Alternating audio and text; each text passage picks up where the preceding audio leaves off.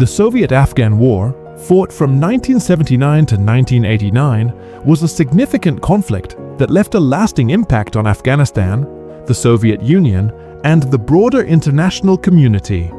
Rooted in the Cold War rivalry between the United States and the Soviet Union, the war began as an attempt by the USSR to support a faltering communist government in Afghanistan. But it quickly spiraled into a prolonged and brutal insurgency that drew in foreign fighters, regional powers, and extensive covert operations. The background of the war lies in the political instability that gripped Afghanistan during the 1970s. In 1973, King Zahir Shah was overthrown in a coup led by his cousin, Mohammad Daoud Khan, who established a republic. However, Daoud's regime did not last long, and in 1978, the People's Democratic Party of Afghanistan, PDPA, a Marxist-Leninist group, seized power in what became known as the Sour Revolution. The PDPA government, led by Nur Mohammad Taraki and later Hafizullah Amin, implemented radical reforms, including land redistribution and secularization, which alienated much of the traditional and religious segments of Afghan society. These changes, along with brutal suppression of dissent, ignited widespread rebellion across the country. The internal instability worried the Soviet Union, which had historically viewed Afghanistan as part of its strategic buffer zone. Concerned that the PDPA might lose power and that Afghanistan might drift into the Western sphere of influence, the Soviet leadership decided to intervene militarily. On December 24, 1979, Soviet troops entered Afghanistan, assassinated Amin, and installed Babrak Karmal, a more compliant PDPA leader.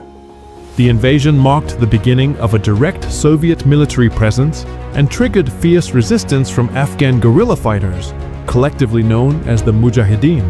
The Mujahideen were a diverse coalition of resistance groups, ranging from nationalist factions to Islamist fighters, many of whom were motivated by religious fervor and a desire to expel foreign occupiers.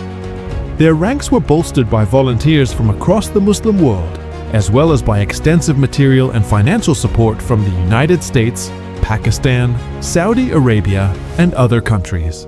The US, driven by the Cold War doctrine of containing Soviet expansionism, covertly supplied the Mujahideen with weapons and intelligence through the CIA's Operation Cyclone, one of the longest and most expensive covert operations in American history. Pakistan played a crucial role as a conduit for this aid, with its intelligence agency, the ISI, distributing arms and funds to various Mujahideen factions. The war was marked by brutal combat, with the Soviet military deploying over 100,000 troops at its peak and employing heavy firepower, airstrikes, and scorched earth tactics. Despite their technological superiority, the Soviets found themselves mired in a guerrilla war against a highly motivated and adaptable enemy. The mountainous terrain of Afghanistan, combined with the Mujahideen's knowledge of the local geography and support from the civilian population, made Soviet advances difficult and costly. The introduction of US-supplied Stinger missiles in the mid-1980s significantly hampered Soviet air operations, particularly by neutralizing their air superiority and damaging morale. The civilian population bore the brunt of the conflict. The Soviet-Afghan War was marked by widespread human rights violations, including massacres, mass deportations, and the destruction of villages suspected of harboring insurgents. The war displaced millions of Afghans, with over 5 million fleeing to neighboring countries, particularly Pakistan and Iran. Refugee camps swelled, and many young Afghans were radicalized in these settings, laying the groundwork for future conflicts. Inside Afghanistan, the war devastated the country's infrastructure, economy, and social fabric, leading to a state of near-total collapse by the late 1980s. On the Soviet side, the war became increasingly unpopular.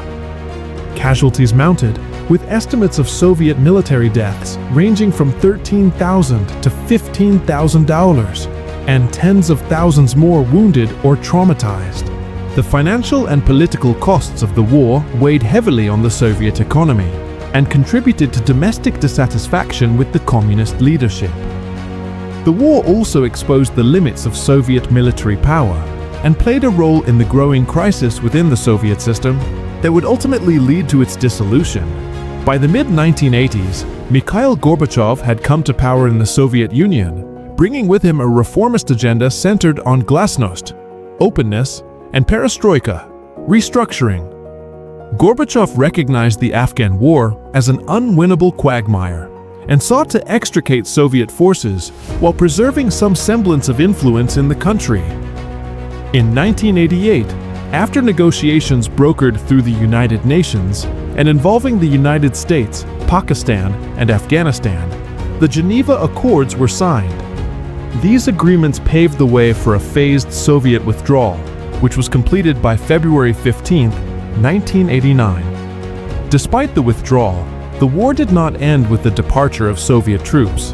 The communist government in Kabul, led by Najibullah, managed to survive for several more years with continued Soviet aid. However, once the Soviet Union itself collapsed in 1991, that support vanished, and in 1992, the Mujahideen captured Kabul and toppled Najibullah's regime. Unfortunately, rather than bringing peace, the victory led to a new phase of civil war among competing Mujahideen factions, eventually paving the way for the rise of the Taliban in the mid-1990s. The legacy of the Soviet-Afghan War is profound and far-reaching. For the Soviet Union, the war contributed significantly to its internal decay and loss of global prestige. It marked the first major military defeat for the Soviet armed forces and exposed vulnerabilities in the Soviet political and military apparatus. For Afghanistan, the war was the beginning of a decades-long period of instability, violence, and foreign intervention that continues to affect the country today. The conflict also played a critical role in the global rise of Islamist militancy. The networks, ideologies, and military experience forged during the Afghan Jihad would later influence groups such as Al-Qaeda, which was founded by veterans of the war. Moreover, the war altered international perceptions of guerrilla warfare and the effectiveness of asymmetrical tactics against conventional military forces. It highlighted the limitations of superpower intervention in internal conflicts and foreshadowed later Western entanglements in the region. The US involvement in supporting the Mujahideen, while successful in weakening Soviet influence, also had unintended consequences, including the empowerment of extremist elements that would later turn against the West. In sum, the Soviet-Afghan War was a complex and pivotal conflict that reshaped the geopolitical landscape of the late 20th century. It brought immense suffering to the Afghan people, accelerated the decline of the Soviet Union, and contributed to the emergence of modern global terrorism. Its lessons continue to be studied by policymakers and military strategists as a cautionary tale of foreign intervention, ideological hubris, and the unpredictable consequences of war.